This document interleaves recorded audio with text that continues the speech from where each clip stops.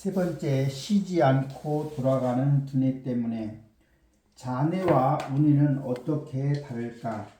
앞에서 민감한 감수성과 그 결과를 여러 측면에서 살펴보았다. 이제 여러분의 사고가 지닌 힘과 독창성을 살펴볼 것을 제안하는 바이다. 일반적으로 모두가 같은 방식으로 뇌를 사용한다고, 따라서 사고와 성찰에는 오직 한 가지 방식만 있다고 생각한다. 그런데 꼭 그렇지는 않다. 생물학적으로 우리의 뇌는 두 개의 반구로 이루어져 있고 자뇌와 우뇌는 뇌량으로만 연결되어 있다. 나는 자뇌와 우뇌의 개념에 대한 세미나를 진행할 때마다 다음과 같은 그림을 참가자들에게 보여준다. 참가자들에게 이 그림이 어떻게 보이냐고 물어보면 모두들 웃는 얼굴처럼 보여요라고 대답한다. 그러고 나서 나는 이 그림 옆에 다른 그림을 그린다. 보통은 그림을 다 그리기도 전에 이번에는 기분이 별로 안 좋아 보이는데라고 말이 나온다. 나는 이 그림들이 왜 사람 얼굴처럼 보이는지, 웃다가 언짢아 하다는 구별하는 요소가 무엇인지 참가자들에게 물어본다. 여기서부터는 대답하기가 슬슬 까다로워진다. 그야 눈, 코, 입이 있으니까 얼굴 사람처럼 보이지요. 아니, 그렇지 않다. 눈, 코, 입이 어디 있는가? 세 개의 선분과 두 개의 곡선이 있을 뿐이다. 그렇지만 입이 웃고 있잖아요. 입? 무슨 입? 이건 그냥 곡선의 일부일 뿐이다. 이성적으로 따지자면 얼굴 따위는 없다. 하지만 우리는 모두 이 그림에서 사람 얼굴을 본다. 우리는 여기서 자뇌와 우뇌의 존재를 발견할 수가 있다. 자뇌가 보기에 이건 선분과 곡선에 불과하다. 자뇌는 기껏해야 숫자 2를 알아볼 뿐이다. 자뇌는 문자, 부호, 기호를 인식하기 때문이다. 하지만 우뇌는 즉각적으로 얼굴과 그 표정까지 알아본다. 그러나 우뇌는 언어를 관장하지 않으므로 그 이유는 설명하지 못한다. 자뇌는 직선적이고 체계적이며 언어와 수를 다룬다. 자뇌는 명명하고 기술하고 규정할 줄 안다. 또 숫자를 사용해 계산을 할 수 있다. 자뇌는 분석적이기 때문에 전체를 분할해서 그 구성 요소를 하나씩 단계적으로 처리한다. 자뇌는 상징, 추상, 이성, 논리의 뇌로도 통한다. 자뇌의 작업은 연속적이고 시간 순서를 따른다. 그뿐 아니라 인과관계를 수립하여 뭔가 문제가 있다면 어떤 결론, 즉 어떤 해결책으로 나아가야 하는가를 판단한다.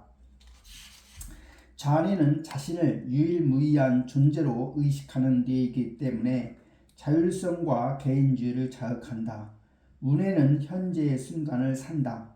우뇌는 감각, 정보, 직관, 본능을 중시한다. 상황을 종합적으로 파악하고 아주 사소한 하나의 요소에서 출발하더라도 전체를 재구성한다. 우뇌는 뭔가를 알면서도 그것을 어떻게 아는지 설명할 수 없을 때가 많다. 우뇌의 생각은 나뭇가지처럼 여러 갈래로 풍성하게 뻗어나가기 때문에 다수의 해결책을 발견한다. 감정적이고 정서적이기에 비이성적인 우뇌는 스스로를 인류, 나아가 생명계 전체에 소속된 존재로 파악한다. 그래서 우뇌는 비교적 이타적이고 관대한 시각을 제시한다. 자뇌와 우뇌는 저마다 나름의 논리, 나름의 언어가 있다. 자뇌의 언어는 소위 디지털 언어다. 객관적이고 논리적이며 사변적이다. 자뇌는 설명하고 해석하고 분석한다. 과학, 교육, 기업에서 널리 쓰이는 언어가 자뇌의 언어라는 점은 분명하다. 반면에 이 언어는 문제를 전체적으로 파악하는 데는 적합하지 않으며 감정과 기분을 다루어야 할 때에도 별 효력이 없다. 우뇌의 언어는 아날로그 언어라고도 할 수 있다. 도형, 표상, 은유로 구성된 이 언어는 종합의 언어, 전체성의 언어이기도 하다. 이는 또한 유머, 소리의 연상, 애매성, 다양한 종류의 말장난, 문자 그대로의 의미와 비유적인 의미의 혼동에 관여하는 언어다. 자네의 입장에서는 상당히 당혹스러울 수 있는 언어다. 여기서 우리는 다음과 같은 사실을 확인할 수가 있다. 사람들은 어느 쪽 뇌가 더 우세한가에 따라 정보를 처리하는 방식이 다르고 관심사, 사고방식, 심지어 성격까지 달라진다. 자뇌와 우뇌가 작용하는 방식은 너무나 판이하기 때문에 각기 독자적인 하나의 인격이 있는 것처럼 생각될 정도다. 어느 한 사람의 논리체계, 나아가 의식 구조 전체가 그의 추론 중초가 어디에 위치하느냐에 따라 달라진다. 대부분의 경우에 75 내지 80%에는 자뇌가 우세하다. 하지만 정신적 과잉 활동인 전체 인구의 15 내지 30%는 우뇌 지배형이 훨씬 더 많다. 자뇌와 우뇌의 차이는 훨씬 크기 때문에 신경회로가 비슷하게 이루어지지 않는 사람들끼리는 서로를 외계인처럼 낯설게 느끼는 것도 당연하다. 남도 나 같을 거라고 생각하면 내가 말을 꺼내기 무섭게 저쪽에서 다 눈치챌 거라고, 또 그 사람도 비슷한 상황에서 나 같은 반응을 보일 거라고 기대하기 쉽다. 모든 사회는 이런 식으로 암묵적인 규약들과 전체가 돌아가는 방식들을 만들어 왔다.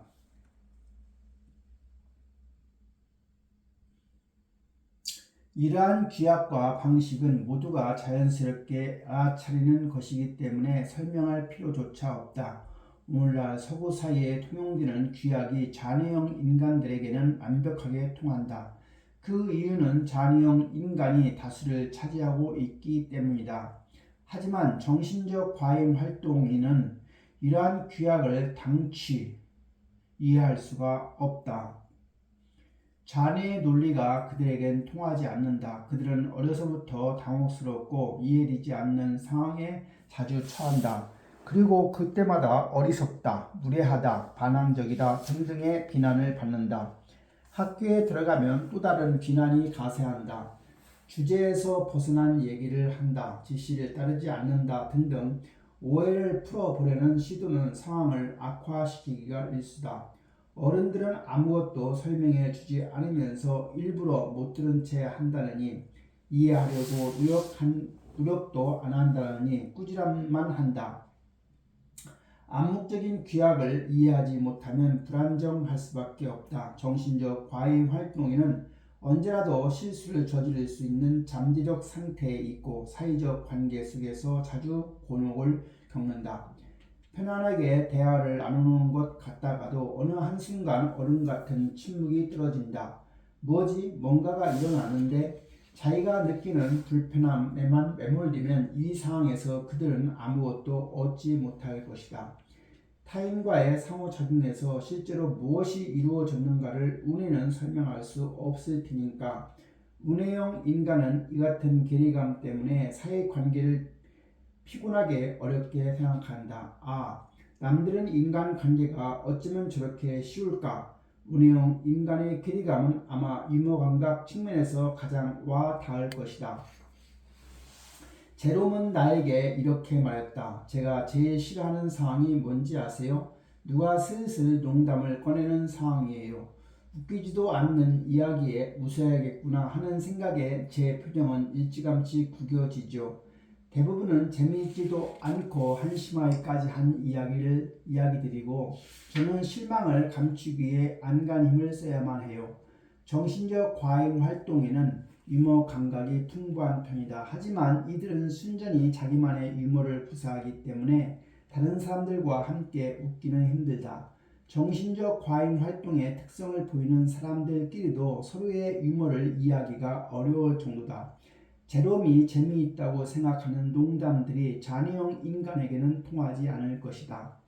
자뇌는 꿈을 실현하고 계획을 구체화하는 능력의 뇌다.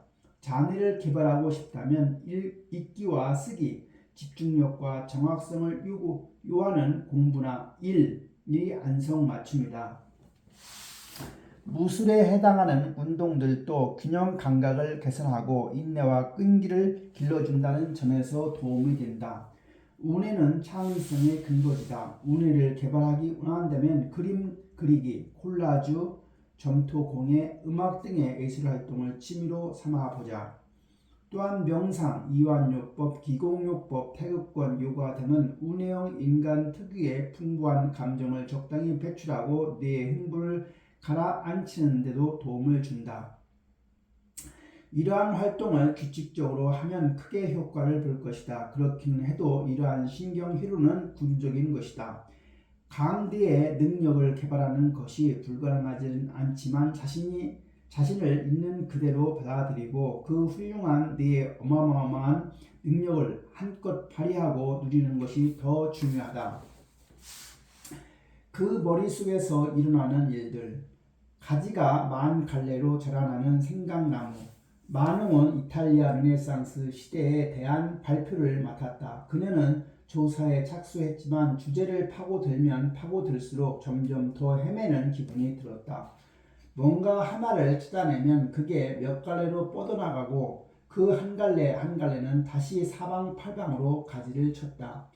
말해둘 사항이 많아도 너무 많았다. 이 넘쳐나는 정보들을 두고 어떻게 선택을 해야 할까? 부차적인 것과 짚고 넘어가야 할 것을 어떻게 나누어야 하지? 만홍은 호기심이 이끄는 대로 자기가 찾아낸 정보에 계속 파고들었다. 어떤 화가를 상세하게 조사하고 그의 작품들을 감상하며 황홀해 하기도 했다. 그 화가는 다른 이탈리아의 르네상스 시대 화가들에 비해 유명하지 않았기 때문에 만홍은 그를 발표의 전면에 내세우고 싶었다. 그녀는 그 화가가 지금보다 더 큰 찬사와 존경을 받을 자격이 있다고 보았다. 하지만 희화는 르네상스의 일면에 지나지 않는다. 위대한 철학자들이 과트로첸토를 빚어냈다. 특히 피코 델라 미란돌라 얘기를 하지 않고 넘어갈 수는 없다. 하지만 이 철학자의 글을 하나도 읽지 않은 상태에서는 얘기를 할 수가 없다. 그래서 만홍은 철학책들을 파고들었고 그러다 네덜란드의 철학자 에라스미스의 사상에 이르렀다. 주제에서 좀 벗어나긴 해도 그 사상은 참으로 흥미로웠다. 만홍원 분도 너무 멀리 왔다는 생각이 들어서 다시 주제로 돌아갔다. 예술의 후원자이자 인문주의자였고 전형적인 정치가였던 코시모도 메디치에도 빼놓을 수가 없다. 만홍은 다시 조사에 파고들었다. 그들은 빌라 카레기에서 어느 도련님 품에 안겨있는 피렌체 공국의 세련된 기부인이 된 자신을 상상해 보았다. 그러다 소스라치게 놀랐다. 발표가 코앞인데 아직 전체적인 구성조차 나오지 않았던 것이다. 그제야 만홍은 피렌체 르네상스는 이탈리아 르네상스의 한 부문에 불과하다는 것을 깨달았다. 로마나 베네치아에서 르네상스가 어떻게 일어났는지도 짚고 넘어가야 하지 않는데 만홍은 힘이 쭉 빠졌다. 이제 다 글렀다. 만홍의 발표는 아마도 중심을 잃고 득일쭉날쭉 단편적으로 진행될 것이다. 마땅한 영예를 누리지 못해서 화가를 부각시키고 싶은 마음, 에라스미스를 조사하면서 느낀 감동을 전하고 싶은 마음에 휘둘린다면 그 발표는 주제에서 크게 벗어날 것이다. 선생님은 만홍이 얼마나 열심히 발표 준비를 했는지, 얼마나 비범한 문화적 식견을 발휘했는지 영영 모를 것이다.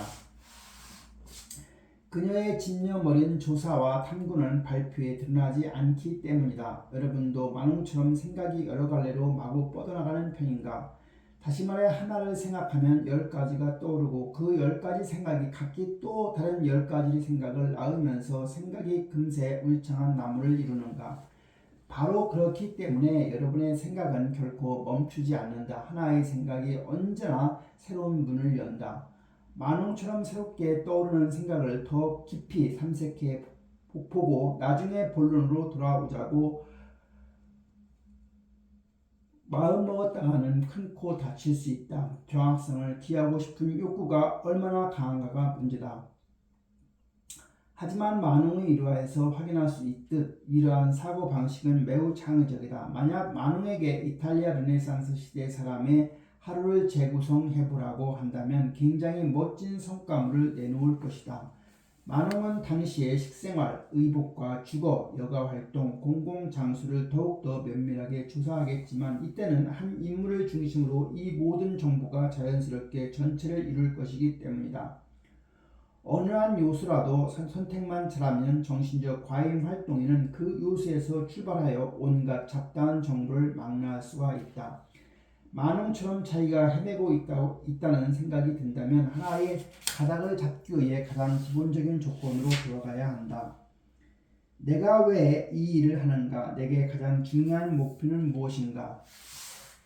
다각도로 뻗어나가는 사고는 해결책을 찾으려 할 때 특히 효과적이다. 순추적 사고는 아이디어를 하나하나 직선적으로 늘어놓지만 다각적 사고는 동시에 여러 방향을 탐색해 나간다. 이러한 사고는 무의식적으로 자연스럽게 이루어진다. 게다가 그 과정이 매우 빠르기 때문에 별 생각 없이 바로 나오는 것처럼 보일 정도다.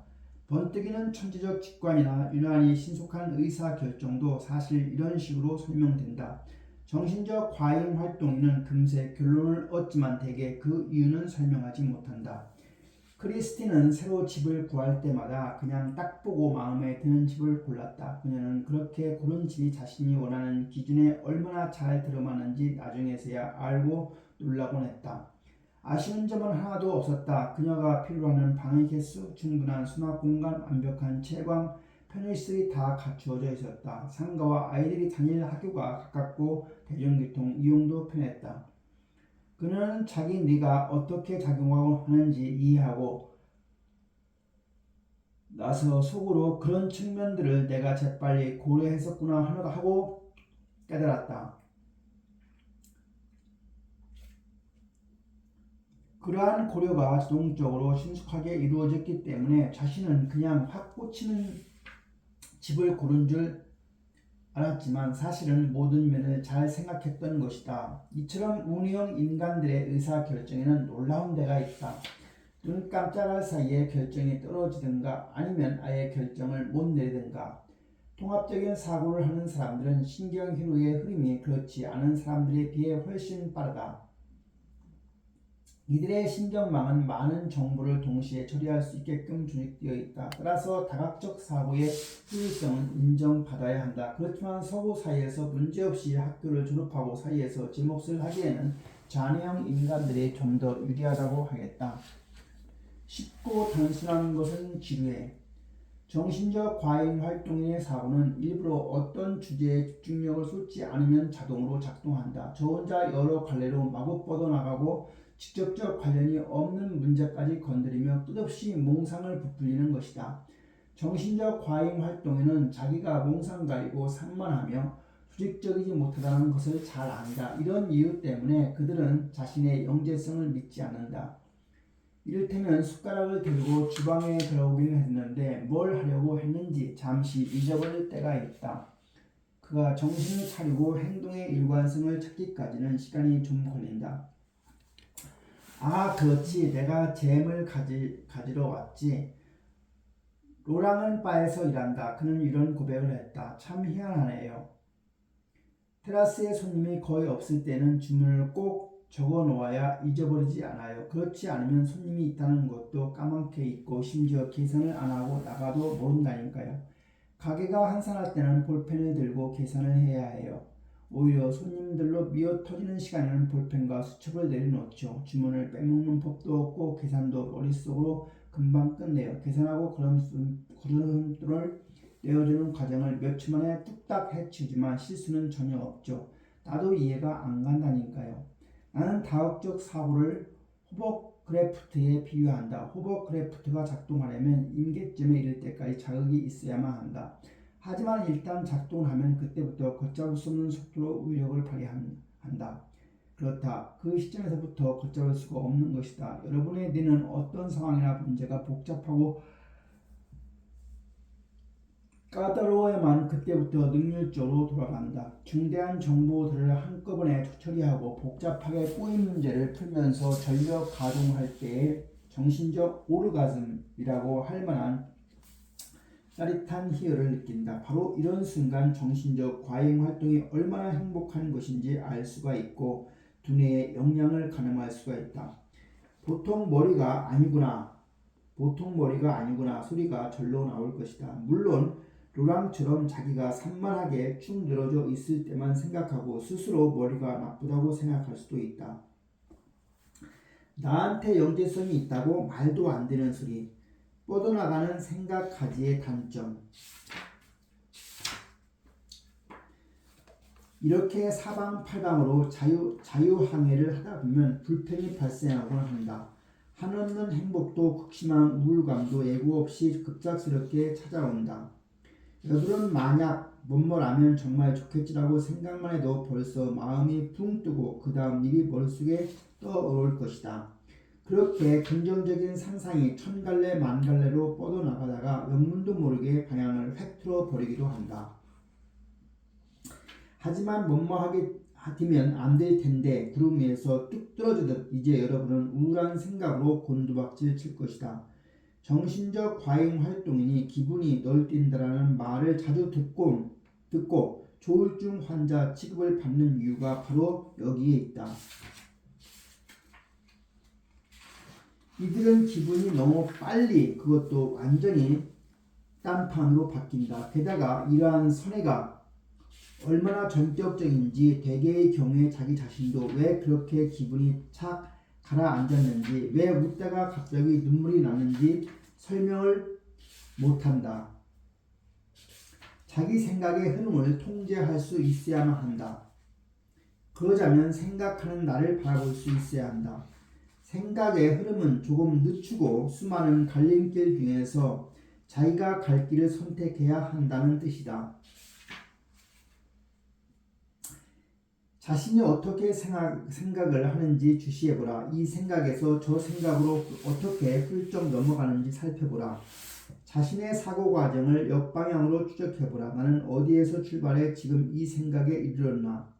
여러분은 차츰 자기 사고의 흐름을 이끌 수 있게 될 것이다. 이제 우울한 생각을 차단할 수만 있다면 걱정할 게가 없다. 예를 들어보자. 횡단보도를 막 건너려던 참이다. 갑자기 택시 한 대가 쌩 하고 지나가는 바람에 교통사고가 날 뻔했다. 심장이 철렁하면서 저 차에 치일 수도 있다는 생각에 흔히 쏙 빠진다. 여기까지는 비정상적인 구석이 없다. 누구라도 이렇게 반응할 테니까.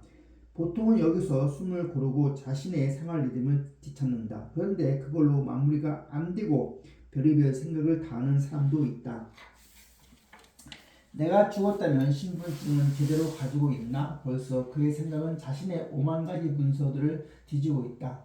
은행 예금과 보험을 짚어보는 걸로 모자라 머리로는 자기 장례식 준비까지 다 끝났다. 가족과 친구가 슬퍼할 거라는 생각에 몸이 떨리고 정신이 바짝 번쩍 든다. 아니야. 극단적인 경우만 생각하지 말자. 부상만 당할 수도 있잖아. 생각은 다시 원정을 떠난다. 소방구급대원들, 병원, 병가, 만약 택시 운전수가 요란하게 경적을 울렸다면 이 사람은 그걸 꼬투리 잡아 더 많은 생각을 할지도 모른다. 어떤 사람은 이 모든 불길한 가능성을 생각하느라 몇 시간을 허비한다. 이렇게 사소한 일화로 수많은 시나리오를 만들어내는 능력은 진짜 시나리오 작가도 부러워할 만하다. 하지만 그 시간은 쓸데없는 불안과 스트레스 속에서 허우적대느라 낭비된다. 그만 사실은 아무 일도 일어나지 않았어. 택시는 벌써 떠났잖아. 난 멀쩡하게 잘 살아 있다고. 더는 일어나지도 않는 사고 때문에 스스로 사기를 떨어뜨리지 말자. 머릿속으로 영화 그만 찍고 이런 재주는 오늘 저녁에 있는 즐거운 파티를 상상하는 데나 쓰자고. 이렇게 말할 수 있는 사람은 자기 자신밖에 없다. 정신을 길들이자면 단호한 자세와 에너지가 필요하다. 부정적이고 소득 없는 생각을 차단하기로 굳게 결심하라. 요컨대 뇌의 자동 조정 장치를 끄고 수동 조정으로 넘어가란 얘기다. 여러분의 상상은 힘이 아주 세기 때문에 가상 현실도 진짜처럼 생생하고 강렬하게 다가올 수가 있다. 그 상상력은 긍정적으로 작용하기도 하고 부정적으로 작용하기도 한다. 따라서 문득 우울이나 불안에 빠질 것 같으면 기분을 새롭게 북돋우기 위해서 의도적으로 특정한 생각들을 마중물처럼 활용할 수가 있다. 하사는 이런 설명을 듣고 미소를 지었다. 맞아요. 저는 우리 아이 생각을 하면 어떤 상황에서도 세상이 환하게 빛나는 것 같아요. 이제 100일 좀 지났죠. 아기가 방긋방긋 웃으면 모든 시름이 사라집니다. 아무리 힘든 일도 그 애가 태어났던 순간의 행복 앞에서 아무렇지도 않은 게 돼요. 자, 여러분은 어떤가요? 여러분을 어김없이 행복하게 하는 생각은 무엇인가요? 여러분의 뇌가 지닌 고유한 장점이 되레 거추장스러울 때도 있을 것이다. 다각적 사고를 하는 사람은 어떤 즐거움을 누리기도 전에 김이 새곤 한다. 어떤 계획에 신나게 열정적으로 매달리다가 어느 순간 흥미가 차갑게 식어버리는 시기다. 이런 게 무슨 소용이 있지? 코리는 오랜만에 가족여행을 꼼꼼하게 준비했다. 호텔, 여행의 웹페이지를 들락날락하며 가볼 만한 곳을 체크했고 역사와 유적에 대한 정보도 충분히 모았다. 치밀하게 계획을 세웠으니 가족여행은 원만하게 진행될 터였다. 생각지 못한 착오나 변경사항으로 여행 중에 당황할 일은 없을 듯했다. 하지만 코리는 정작 여행지에서 아무런 새로움을 느끼지 못했다. 그녀는 이미 그곳을 구석구석 잘 아는 기분이 들었다. 오죽하면 남편이 그녀가 여기에 한두 번 와본 사람 같지 않다며 놀라워했다. 정신적 과잉 활동인의 상당수는 자기 생각의 미루에서 헤매지 않기 위해 큰 소리로 혼잣말을 하는 버릇이 있다. 실제로 이렇게 자기 생각을 소리내어 말하다 보면 사고의 흐름이 느려지고 구조화된다. 만약 여러분에게 혼잣말하는 버릇이 있다면 안심하라. 여러분은 미친 게 아니다. 혼잣말은 오히려 여러분의 사고를 진정시키고 정리해주는 역할을 한다. 그렇지만 다른 사람은 여러분의 혼잣말을 듣고 정신 건강을 의심할 수도 있으니 주의하라. 주변 사람들의 반응을 예상해서 미리 선수를 치는 것도 좋다. 제가 혼잣말하는 버릇이 있거든요. 너무 신경 쓰지 않으셔도 됩니다. 넘쳐나는 의심과 의문. 진료소 건물에 있는 신문 가판대 앞에서 3분을 보내는 사이에 20가지가 넘는 의문들이 떠올랐다면 프랑스와의 일화를 기억하는가? 다학적 사고는 실제로 의심과 의문을 대량 생산한다. 정신적 과잉 활동의 문제로 찾아온 네가 질문, 의심, 자세한 설명에 대한 요구를 퍼붓는 바람에 나 역시 진이 빠질 때가 한두 번이 아니다. 사실 그들은 나를 괴롭힐 의도도 없고 자기가 그러는 것도 의식을 못한다. 그들의 예리한 질문에 나는 설명을 더 심도 깊게 밀고 나갈 수밖에 없다. 스스로 안심하고픈 그들의 욕구는 끝이 없고 그들의 반박은 상당히 타당하다. 나는 변명하고 부연하고 뒤풀이하고 설명해야만 한다. 이런 어떤 생각이 믿을만하다 싶으면 그들은 잠시 멈추고 그 생각을 다른 각도에서 어떻게 공략할까 궁리한다. 네, 맞아요. 하지만 실수할지도 모른다는 두려움은 자신이 속을지도 모른다는 두려움과 맞닿아 있다. 다른 상담에서도 똑같은 질문이 튀어나왔다. 선생님은 어떻게 제가 그 정신적 과잉 활동인에 속한다고 확신하시죠? 제가 다시 그를 설득해야 한다. 그들의 굳건한 불신을 대하다 보면 이따금 모든 심리적 구성 개념들이 모래로 지은 집처럼 부질없게 느껴진다. 그래도 어느 시점까지는 이 과정이 긍정적이다.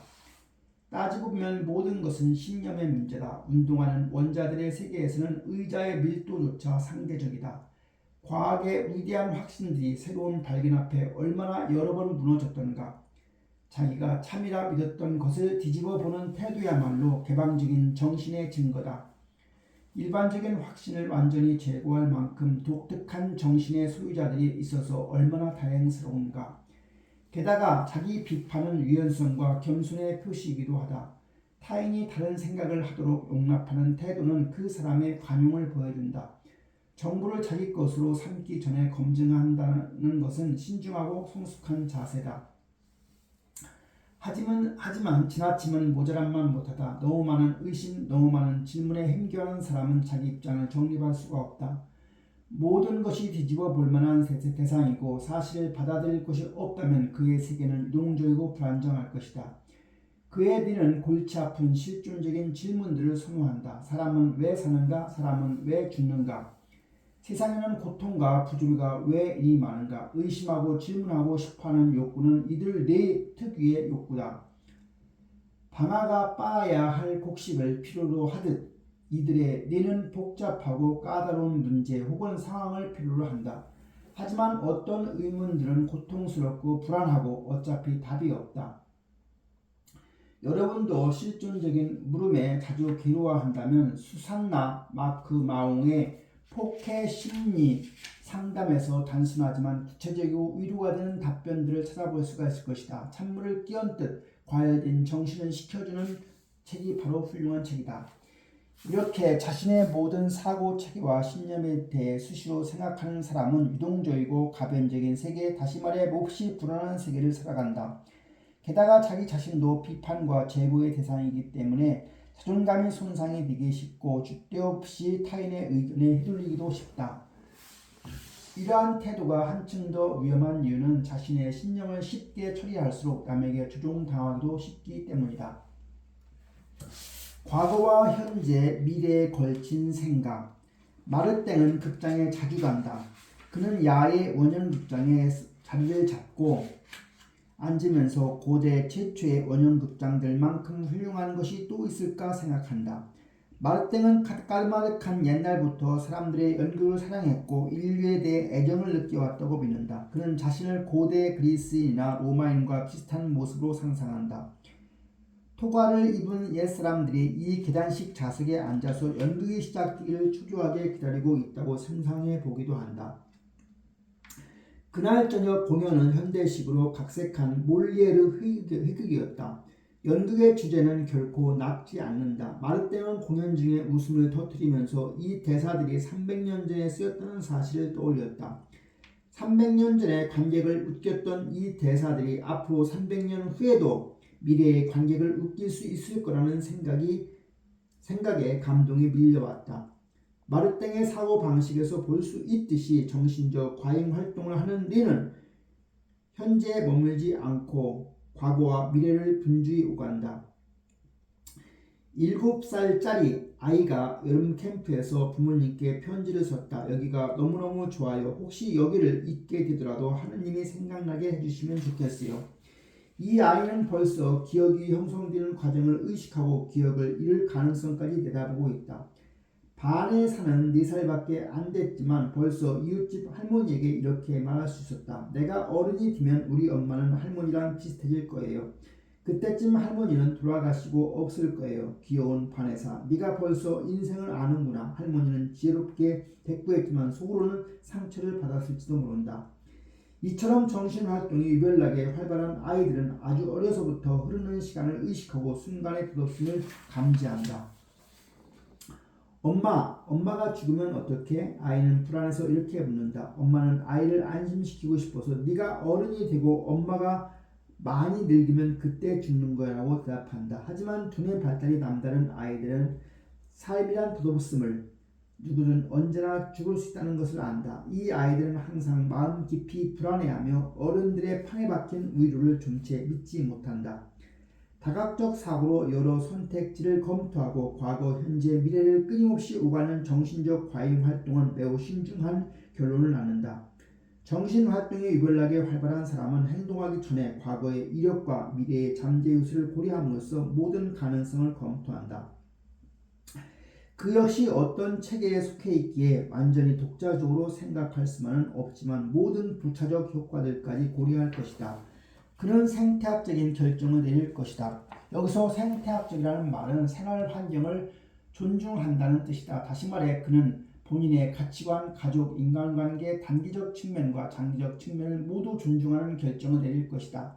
정신활동이 유별나게 활발한 사람의 결정이 벽에 부딪히거나 자가당착에 빠지거나 장점보다 단점이 두드러질 확률은 매우 낮다. 우리는 여기서 다시 한번 가엾은 카산드라를 떠올리게 된다. 그녀는 앞으로 어떤 불행이 닥쳐올지 생각 없는 행동이 어떤 돌이킬 수 없는 화를 불러올지 너무나 잘 알았다. 사람들은 대부분 코앞에 닥친 일을 보기 바쁘다. 그래서 한 발짝 물러서거나 보관을 세우기도 전에 행동하고 본다. 영화 속의 주인공이 위험이 닥치는 줄도 모르고 유유자적하며 관객은 애가 탄다. 마찬가지로 보통 사람들이 이렇게 행동할 때 정신활동이 남다른 사람들은 심한 스트레스를 받는다. 저녁 뉴스에서 요즘 청소년들이 이어폰을 꽂고 음악을 너무 크게 들어서 일찍부터 청력이 떨어진다는 보도가 나왔다. 기자는 마침 이어폰을 꽂은 채 걸어가던 소녀를 붙잡고 인터뷰를 시도했다. 소녀의 대답은 당돌했다. 하지만 나중 일을 걱정하다 보면 아무것도 못하잖아요. 하지만 정신활동이 남다른 청소년이라면 이렇게 반문할 것이다. 아니 어떻게 나중 일을 생각하지 않을 수 있지? 하지만 삶은 지금 이 순간을 사는 것이다. 정신의 탐색도 중요하지만 탐색이 일단락된 후에는 딴 생각 없이 현재에만 집중하는 법도 배워야 한다. 아름다움을 보는 눈이 남다를 뿐이다. 멜로디를 잡아내고 상쾌한 공기와 좋은 향을 느낄 줄 아는 여러분, 예리한 오감이 지금 이 순간 전해지는 선물을 만끽하라. 잠시 멈추고 심호흡을 하라. 여러분은 지금 바로 여기에 살아있다.